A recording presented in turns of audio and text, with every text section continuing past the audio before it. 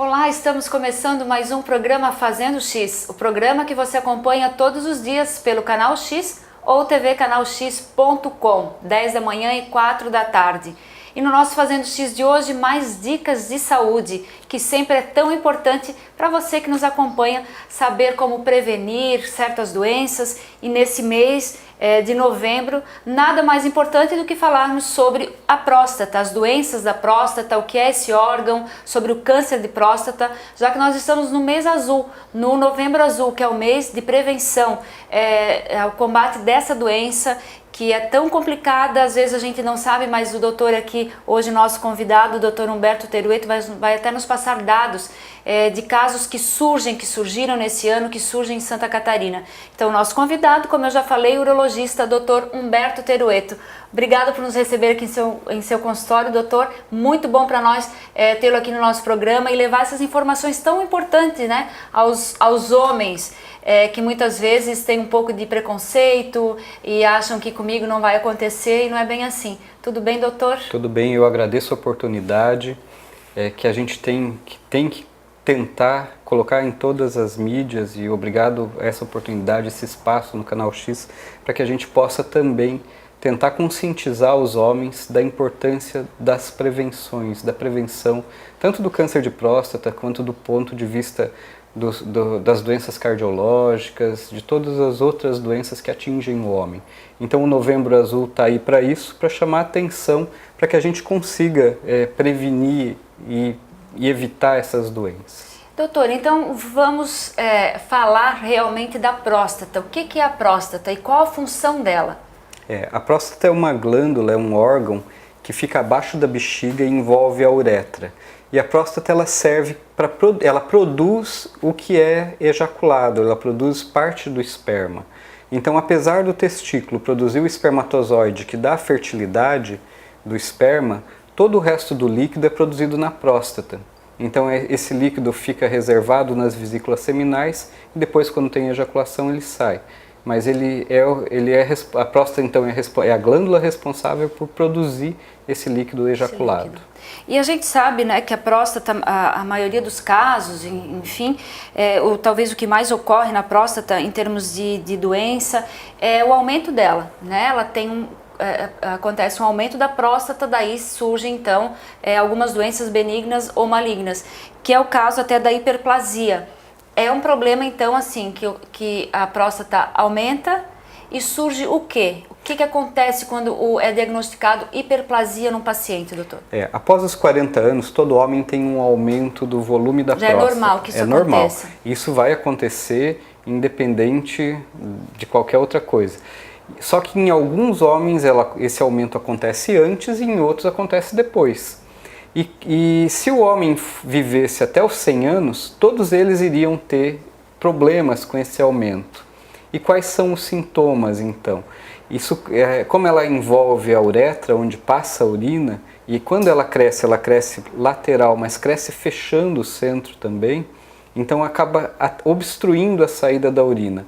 A urina não sai com tanta força, ele vai para fazer xixi, não consegue, tem que fazer força, tem que esperar, o jato sai fino, interrompe, não sai com tanta pressão, e no final pinga mais do que o normal, então levanta mais à noite porque a bexiga não se esvazia totalmente.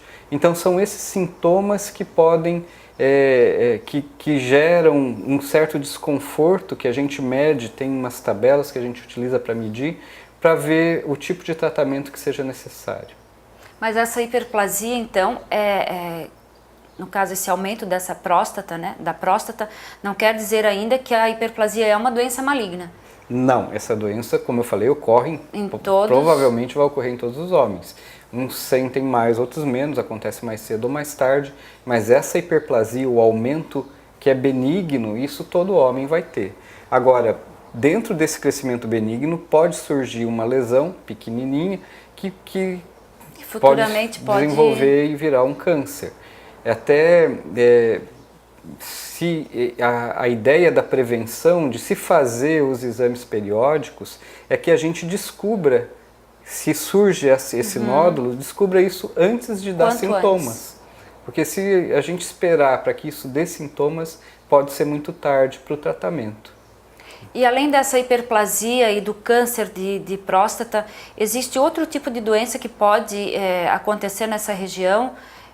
Tem as prostatites, né, que também é um tipo de uma infecção por bactéria, e elas podem atingir homens então de qualquer idade, até os mais jovens, tipo adolescentes? Sim, pode atingir, as prostatites atingem todas as idades e podem atingir também adolescentes ou adultos jovens em idade mais tenra.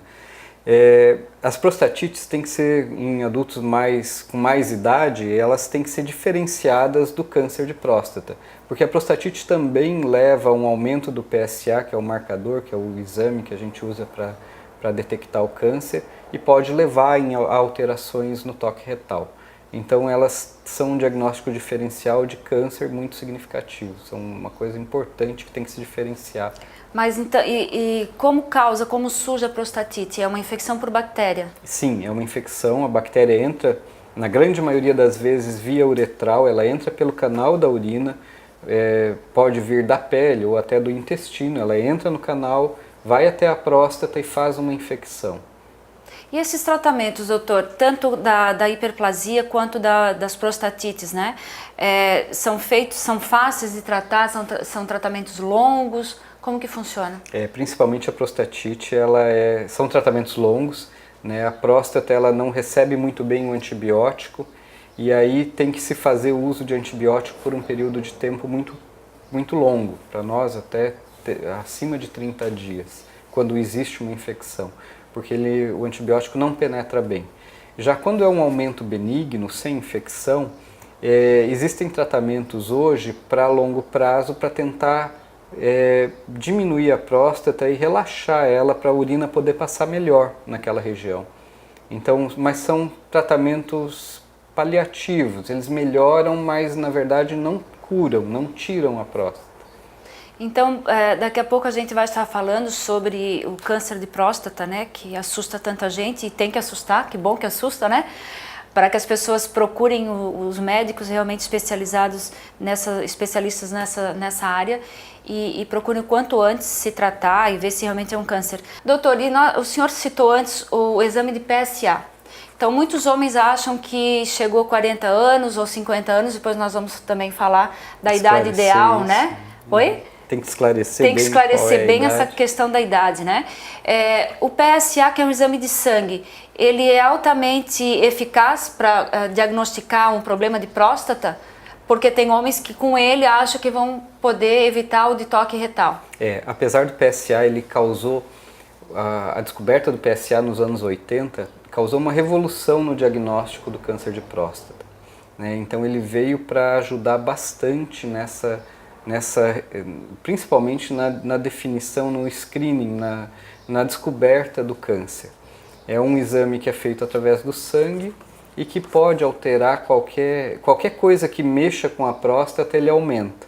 Então ele não é específico para câncer, ele pode estar aumentado também em prostatites, como foi falado, pode estar aumentado na hiperplasia benigna, quando a próstata é muito grande ela produz muito PSA.